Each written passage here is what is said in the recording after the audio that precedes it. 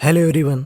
ये क्लास ऐसे बच्चों के लिए है जिन बच्चों को ज़रा सा भी इंग्लिश पढ़ना नहीं आता। अगर आपको बिल्कुल इंग्लिश पढ़ना नहीं आता तो आपको एक काम करना है।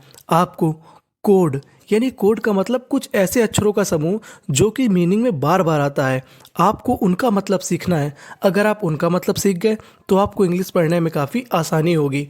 तो हम लोग करते हैं शुरुआत। आपका जो पहला कोड है उस कोड का नाम है हमारा UGH। अगर आपको इंग्लिश में कहीं भी UGH दिखता है तो आपको उसे पढ़ना है फा।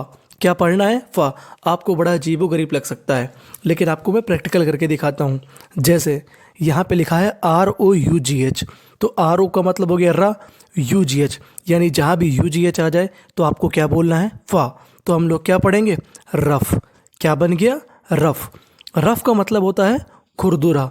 अगर थोड़ी पढ़ने की प्रैक्टिस करें हम लोग तो जैसे दिस पेज इज़ रफ, यानी ये पेज हमारा कैसा है? खुरदुरा है। दूसरा है हमारा TOUGH, तो UGH को हम लोग क्या पढ़ेंगे? फा। तो क्या मीनिंग बन गई हमारी? टफ। तो टफ का मतलब होता है कठिन। जैसे दिस लाइन इज़ टफ, यानी ये लाइन कैसी है हमारी? कठिन है। अगली मीनिंग है हमारी COUGH, तो इसे पढ़ेंगे हम लोग कफ। कफ का मतलब होता है खांसी। जैसे दैट इज़ कफ सिरप, ये क्या है? एक कप की सिरप। अगला है हमारा LAUGH। आपने इसको तो सुना ही होगा, जानते ही होंगे कि लाफ पढ़ते हैं। इसे क्या पढ़ते हैं हम लोग? लाफ। LAUGH, laugh. तो लाफ का मतलब होता है हंसना। तो हमारा सेंटेंस क्या है हमारा? वी लाफ इन ग्राउंड, यानी हम मैदान में हंसते हैं। तो पहला कोड हमारा UGH। क्या पढ़ेंगे? फा। तो मीनिंग क्या होगी हमारी? रफ, टफ, कफ, लाफ। दूसरा कोड है हमारा TURE। TURE को हम लोग पढ़ते हैं चर, यानी कहीं भी आपको इंग्लिश में TURE लिखा मिल जाए तो आप उसे बोलेंगे चर। तो करके देखते हैं प्रैक्टिकल एक बार। NATURE, तो TURE को तो पढ़ना है हमें चर, तो NA को क्या पढ़ेंगे हम लोग? ने। तो बन गया हमारा नेचर। क्या बना? नेचर। नेचर को हम लोग कहते हैं प्रकृति। तो अब हम सेंटेंस पढ़ते हैं। Nature is awesome. Nature is awesome. Awesome का मतलब होता है शानदार। अगला मीनिंग है हमारा TURE, चर। पहले क्या लगा है? FU, तो हम लोग क्या पढ़ेंगे? फ्यूचर। ये तो आप जानते ही हैं, फ्यूचर। फ्यूचर का मतलब होता है भविष्य। तो हमारी सेंटेंस क्या बन गया? Future is bright. Future is bright. अगली मीनिंग है हमारी CUL, कल। TURE, चर। तो क्या बना हमारा? कल्चर। कल्चर का मतलब होता है संस्कृति। तो सेंटेंस बनाते हैं, रिस्पेक्ट योर कल्चर, यानी अपनी संस्कृति को सम्मान दो। लास्ट मीनिंग है हमारी FUR, फर। NI, नी। TURE, चर। तो मीनिंग बनी हमारी फर्नीचर। फर्नीचर इज़ न्यू, यानी हमारा फर्नीचर कैसा है? न्यू, यानी नया। तीसरा कोड है हमारा मोस्ट इंपॉर्टेंट, सबसे ज़्यादा मिलेगा, TIUN। TIUN को हम लोग बोलेंगे सन। क्या बोलेंगे? सन। तो मीनिंग देखते हैं। NA, ने। TIUN, सन। नेशन। नेशन का मतलब होता है राष्ट्र। तो हमारा भारत क्या है? India is a nation. India is a nation. Relation. क्या बना? रिलेशन। रिलेशन का मतलब होता है संबंधी या संबंध। माई relation is good.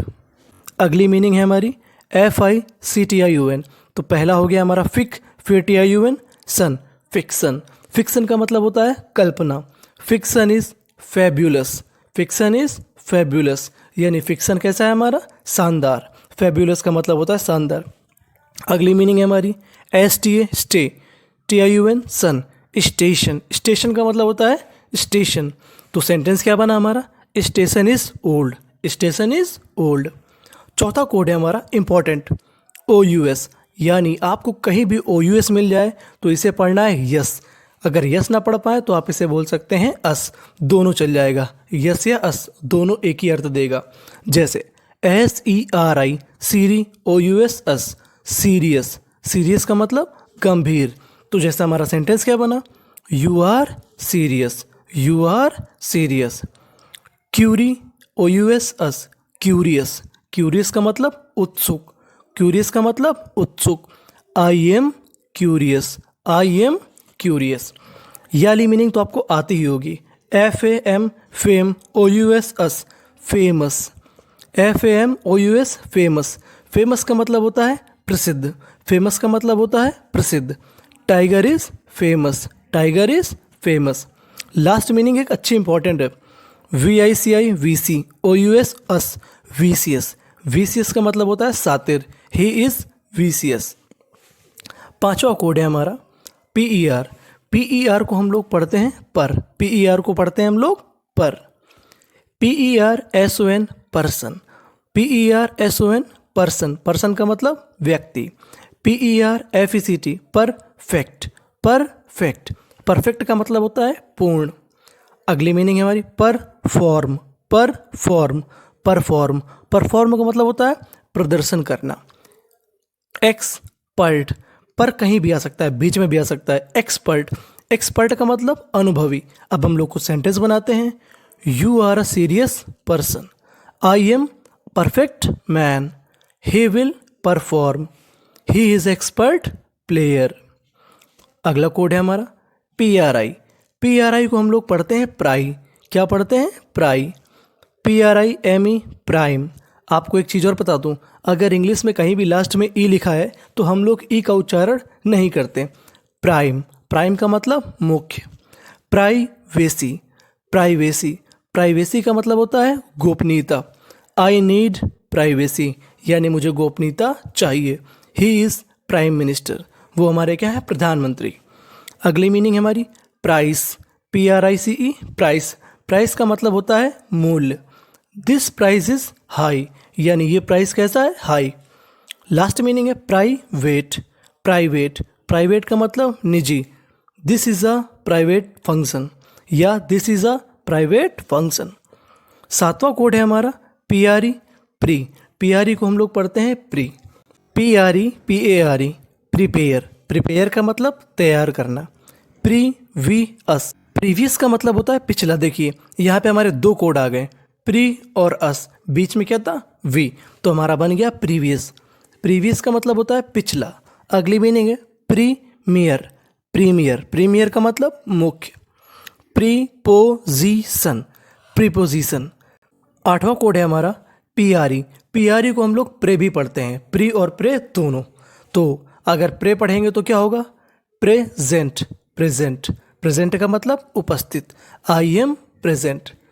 Pressure, pressure, pressure का मतलब दबाव। आपको एक चीज़ बता दूं, अगर कभी भी आपको सेम लेटर मिल जाए तो उसे एक ही बार पढ़ना है। जैसे SS दो बार है तो उसे दो बार नहीं पढ़ना, एक ही बार पढ़ना है।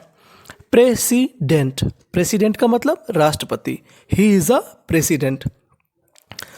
प्रेस्टीज, प्रेस्टीज, प्रेस्टीज का मतलब होता है विख्यात। अगला कोड है हमारा PRO, PRO को हम लोग पढ़ेंगे प्रो। क्या पढ़ेंगे? प्रो।